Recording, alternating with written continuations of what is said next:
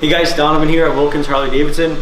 Here is our 2010 Road King Classic.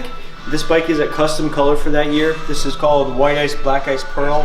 Very, very pretty color in the sunshine. There's all kinds of metallics and pearls dancing around in there. These bikes were known for a classic look. So you have the white wall tires, the spoked rims, the hard leather wrapped saddlebags, which they've dropped. They no longer do this style saddlebags, so it's really nostalgic. Great piece on this bike. This particular one has some nice goodies as well. 4-point docking hardware. You got the Defiance collection in chrome on the grips.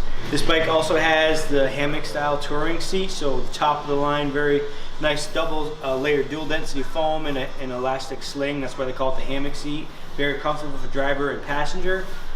These bikes have the 96 cubic inch twin cam motor, 6-speed transmission, so plenty of power to cruise.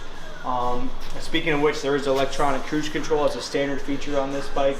Really simple to use. Turn it on your left hand switch, set and resume on your right switch, and locks your speed in. You can cruise comfortably on the interstate, if you will.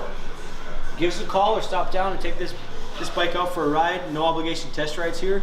802-476-6104.